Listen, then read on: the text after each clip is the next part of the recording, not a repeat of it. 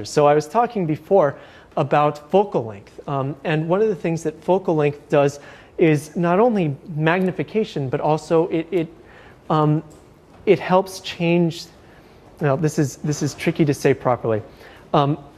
Focal length gives us the perception of perspective, and what I mean by that is that if you use a very wide-angle lens, for example, and get very close to a subject. Now, if you imagine a wide-angle lens, that means you're getting a lot of the scene, into that one image, and then you get very close to a particular person or object.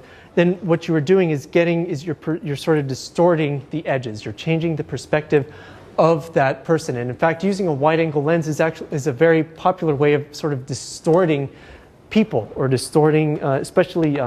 Photos of dogs. People love to take really wide angles and get really close to them so their noses look huge and their rear end looks really small comparatively. It makes them look sort of have different proportions, but that's what these wide angle lenses can do, is that you are altering the perspective by allowing, with a wide angle lens, allowing you to get closer to a subject and therefore get more of that subject from that distance within it. Now, on a 35 millimeter film camera or even a digital SLR, which are typically about 35 millimeters in size in terms of the sensor size, a 50 millimeter lens is considered a normal lens. And what that means is that it just has a normal perspective. There's nothing distorted about it. It's not abnormally focused in, or rather zoomed in, for example, and you get this, as an example, this photo on the left side of my brother, just sort of a normal, average focal length, a normal amount of angle of view from that particular image. And if you put a 50 millimeter lens on your SLR camera, on most SLRs, as you look through, if you open your left eye and you look through the camera with your right eye, it actually looks to be sort of the same. It looks like you're looking through the same thing, versus putting on a ridiculous lens like this, for example. It's obvious that you are way zoomed in on one lens versus the other. Now, on the right, this actually is much less of a focal length. It's 16 millimeters. And as I said, remember, when you have a lower focal length, you have a wider angle, so you can get more of something in the photo.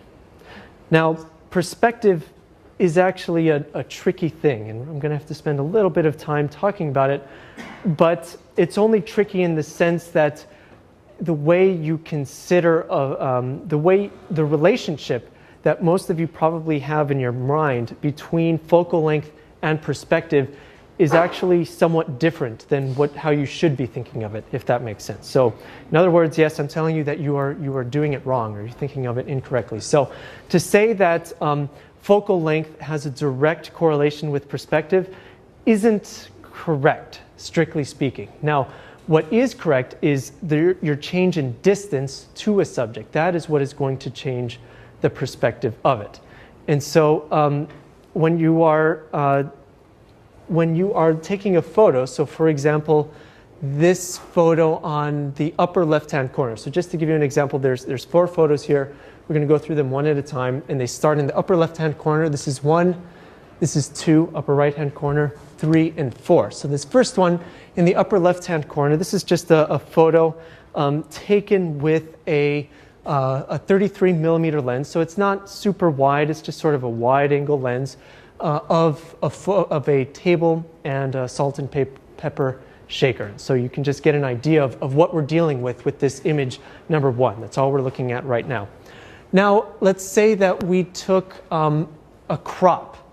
So we brought this image number 1 into Photoshop, for example, and actually cropped the image out. And we specifically cropped the area in the red box right here. And then we blew it up and made it the same size as image 1. Okay, so we basically just cropped and resized to make it the same size. We then get this image number 2, and if you just note the way that the salt and pepper shakers look in this image, you notice that it doesn't really look all that different. It's obviously, we just cut it out of that image, we cut the center out and zoomed in, and then that's what we see. Now let's say that we take this 33 millimeter lens off of our camera and replace it with an 80 millimeter lens. Okay, so we've taken off this wide angle lens and we've put a longer lens on it, and we take a photo again. Now the result of that is image number 3. Now I'm going to ask you to try to compare the way image 2 and image 3 look. And if you look very closely, I mean, there's some minor differences like the color and that sort of stuff, but that's not really what we're talking about. We're talking about the perspective here. And you'll notice that the perspective appears to be the same from both.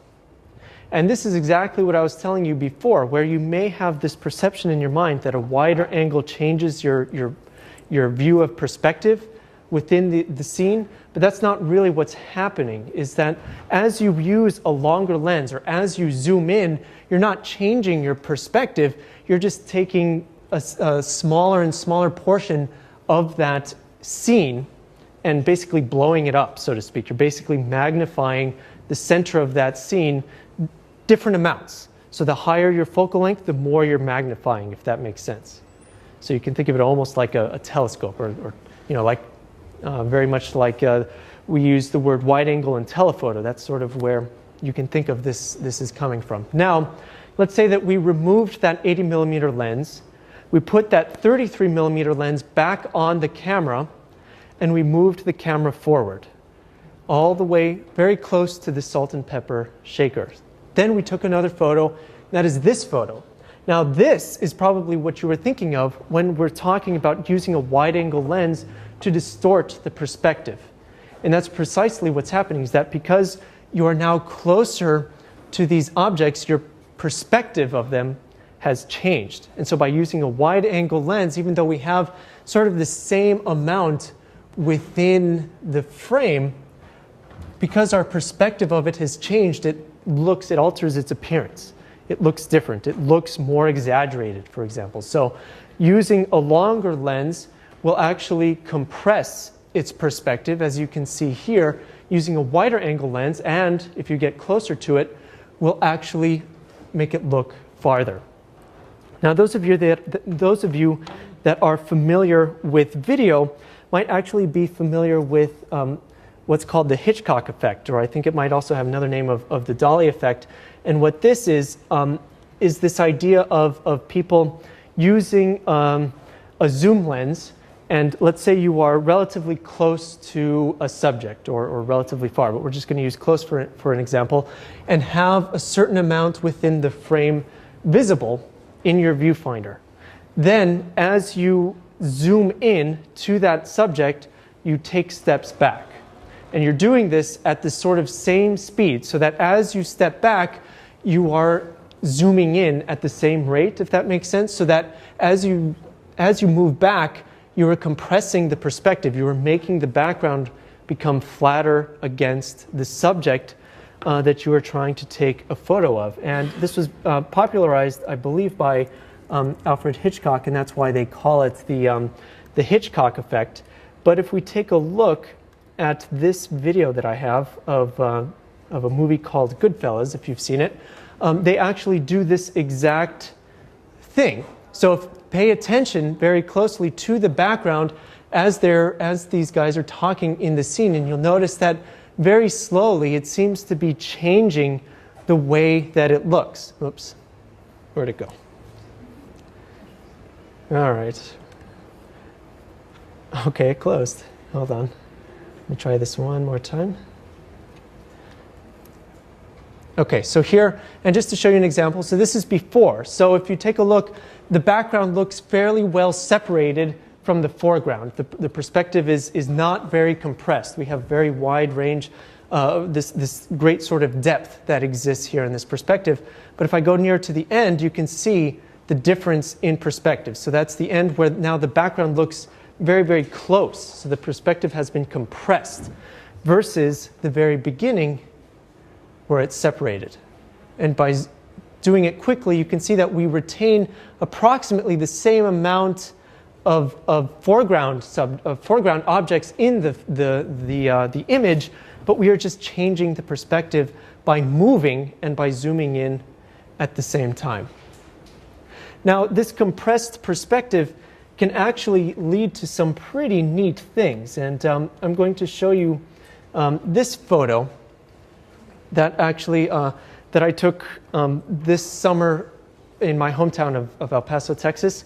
And it's not that impressive of a photo. There's a lot of stuff in it, as you can see. But when I took this photo and knowing where some of these locations are in El Paso, I realized that this would actually be a great way to demonstrate to you how compressed of a perspective this is. So to give you an idea, I used a very long lens. I used the 420 millimeter lens on my camera and was perched basically atop a mountain and took photos down the sort of main street called Mesa Street that's visible here. And if we take a look, so I just want to show you now on Google Earth sort of the distance that's covered between the foreground and the background subjects. All right, let's see. I have here on Google Earth. So this pin right here, that's where I took the photo. I was sort of at the bottom of this almost cul-de-sac area, and I was taking a photo in this sort of general northwest, or rather west-northwest direction. So if I zoom out and zoom out and zoom out and zoom out, all right, so this is going to take a little while. Let's see, I'll do this more quickly.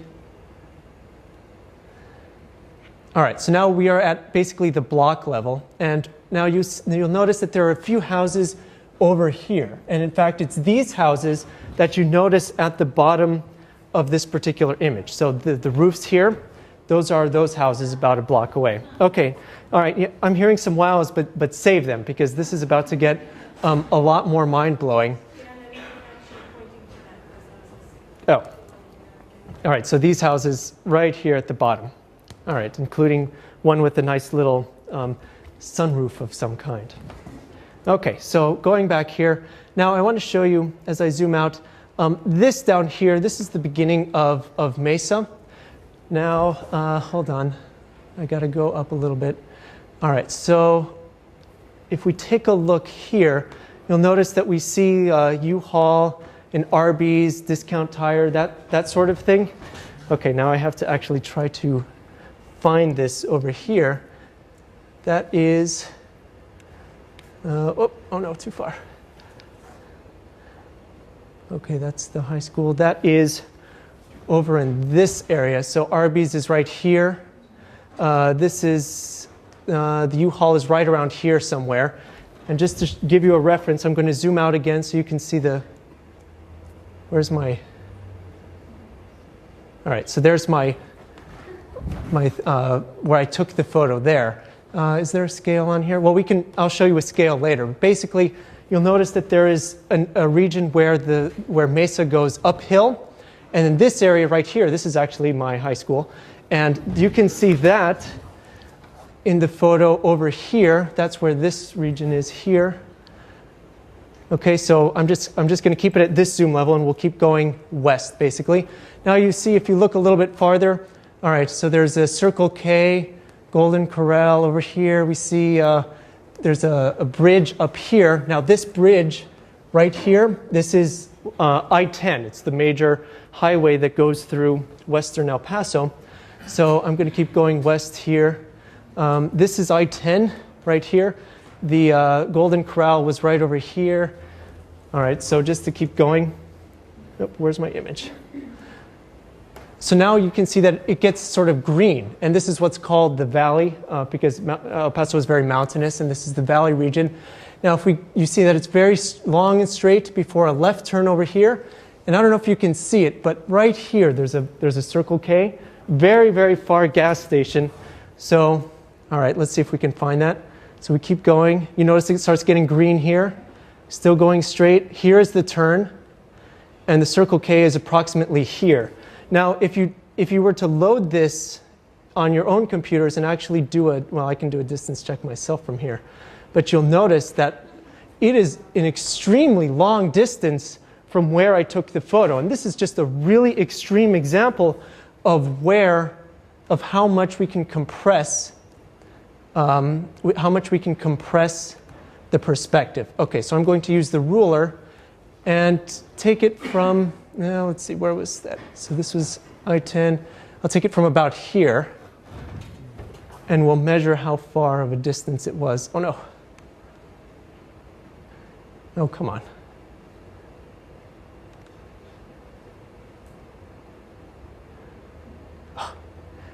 Why is this so hard? All right, here we go.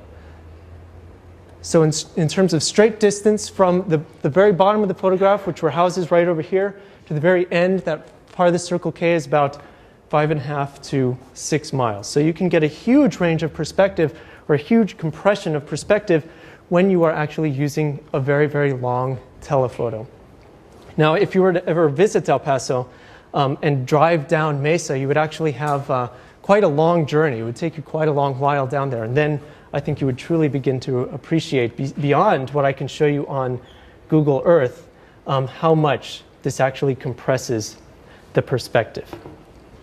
Now, on the other end of the focal length range is this idea of wide angle. So we can use wide angle to really alter, oh, come on, to really alter how